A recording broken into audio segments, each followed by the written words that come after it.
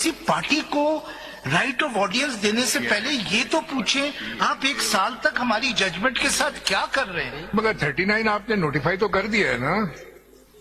बताएं भाई ईसीपी जो अब लास्ट टाइम कोई बात हो रही थी 39 को तो आपने वहाँ पे उनकी वेबसाइट पे डाल भी दिया था नोटिफाई। एक मिनट भाई, रिजर्व सीट बाद में है ना, पहले आपको एक्सेप्ट किया नहीं किया पीटीआई का।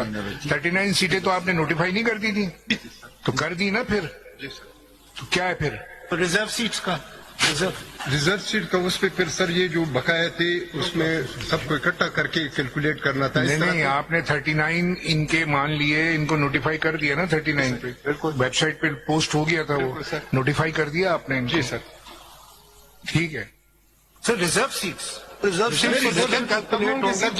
आएंगे तो फिर कैलकुलेट, उसका तो फार्मूला है, इस तरह नहीं है कि हम 39 पे लायदा कर ले और 41। ये फार्मूला जरा समझाए, क्या फार्मूला है? वही प्रोपोर्शनल रिप्रेजेंटेशन सिस्टम जो है। पूरी आपने पार्लियामेंट को तो बगैर उसके कर दिया, फिर इनका उसका भी पार्लियामेंट का इंतजार करते जो रिजर्व सीट्स थी, जो बाकी आपने रिजर्व सीट्स, या तो सारी की सारी रिजर्व सीट्स आपने नहीं दी हैं। अगर दी हैं तो आप ये बताइए कि आप उसका इंतजार क्यों नहीं करा आपने, ये पूरा डिसाइड हो जाता और उनको तो दे दी। उसी में फाइल की है सर। नहीं ये देखिए, अगर आप जो आप आर्ग्यूमेंट कर रहे हैं तो आपका आर्ग्यूमेंट तो ये होना चाहिए ना। फिर देखिए दो मुख्तलिफ बातें ना, एक तो प्रोपोर्शनल रिप्रेजेंटेशन सिस्टम के ऊपर जिसकी जितनी सीटें हैं आपने उसको दी हैं जिन्होंने जीती हैं, चले आप पीपल्स पार्टी हो गई, नून लीग हो गई, इनको दिया आपने प्रोपोर्शनल रिप्रेजेंटेशन सिस्टम में। ये जो झगड़ा हो रहा है जो हमारे पास आया वो लेफ्ट ओवर सीट्स का आया कि जो कि बच गई, ठीक है, जो नहीं गई वो दोबारा से रीडिस्ट्रीब्यूट होंगी ना।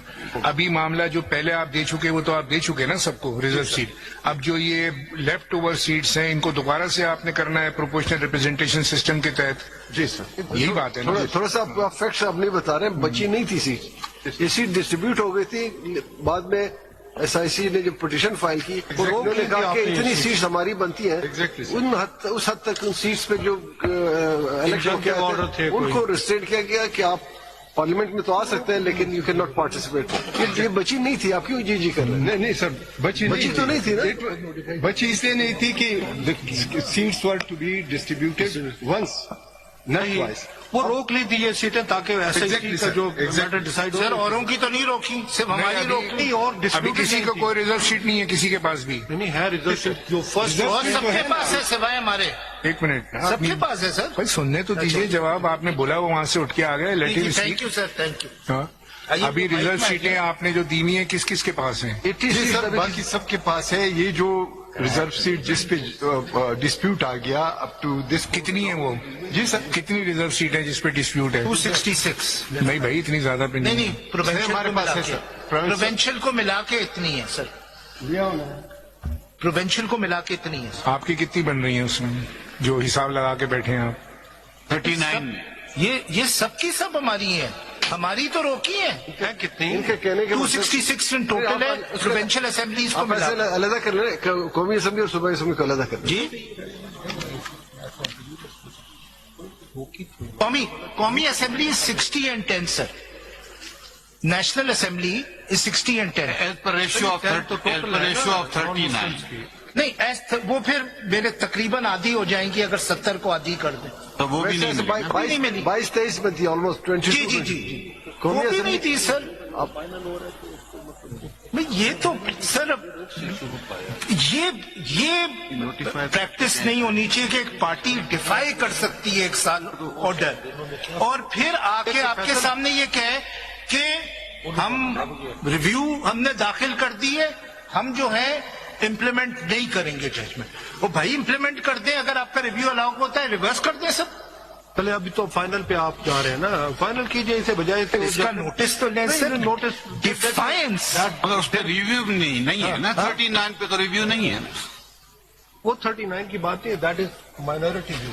39 नोटिफाइड कर दी है ना उन्होंने, वैसे कर दिया इनकी once notified not about reserve seat. और 70 नेशनल असेंबली की है। जी सही कह रहा हूँ ना। चले फैसल आप वो भी सर रिव्यू पेंडिंग है हमारा। ठीक है, जो डिस्प्यूटेड में रिव्यू पेंडिंग का ये मतलब नहीं कि आप judgment implement. Is there any stay 39 की हद तक is there any stay order? That review is pending sir, और हमने क्लैरिफिकेशन भी सीखी हुई है, उसमें एक डेवलपमेंट है, लॉ आ गया। रिव्यू पेंडिंग है भाई सर। रिव्यू जो बैरिस्टर तैमूर असलम साहब ने फाइल किया हुआ उसमें हमने जो 14 नो वाले ऑर्डर के खिलाफ वकील साहब ने कोई आर्ग्यू नहीं किया। वो तो बैठ गए कि जी मैं अडॉप्ट करता हूँ, बस उनको बताना वो चाहिए रिव्यू कौन भी सी पेंडिंग है और review किस क्लैरिफिकेशन order के सीएम में भी खिलाफ है। हमारे और लोअर फोरम आके हायर फोरम को कहे कि जी आपने जो मेरा फैसला सेटिस्फाइड क्यों गलत है। सर फिर आप मैजिस्ट्रेट को भी अथॉरिटी दे दें जब उनका फैसला सेटिस्फाइड हो, तो वो ये क्या किस तरह कर दिया। यही तो मैं कह रहा हूँ कि ऑड लगता है कि कैसे And second judgment, lower forum आए और वो हायर फोरम पे एतराज करे। जी सर, सेकंड जजमेंट है PLT 2020 सुप्रीम कोर्ट 586, ये सीरियल नंबर 10 पे है और बुक 3। सर पहली जो जजमेंट है 2023 की, उसमें CCP ने चैलेंज किया सुप्रीम कोर्ट में। अगर आप ये देखिएगा पेज 60 पे, ये बुक 3 में CCP ने चैलेंज किया सर। पेज 60 की बात कर रहे जी हैं? जी 60। ये तो रहीम फूड्स का केस है। जी जी सर।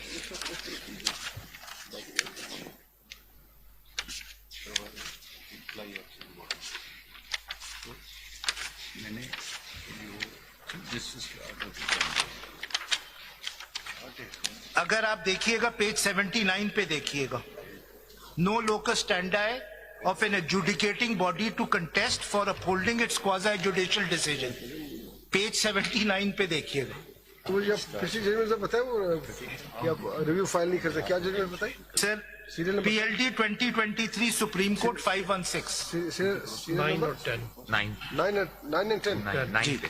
सर 9 पे जरा पेज 79 देख लीजिएगा पेपर बुक 3 का। ठीक है मैं सिर्फ नोट कर रहा हूँ। पैरा 23। जी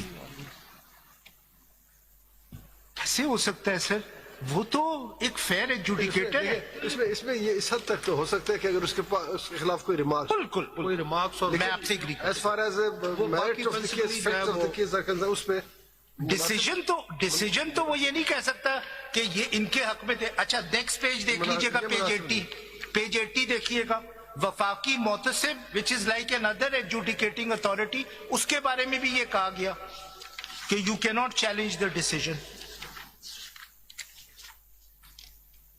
ठीक है, उन्होंने किया था SNGPL के अगेंस्ट।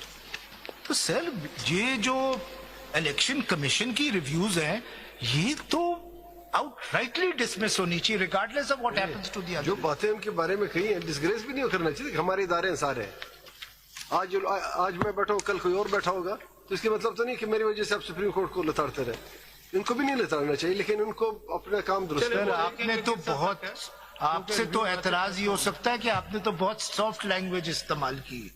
हम तलवार निकालते हैं गर्दन का। आपने तलवार का काम किया, लेकिन लैंग्वेज जो है बहुत सॉफ्ट इस्तेमाल की।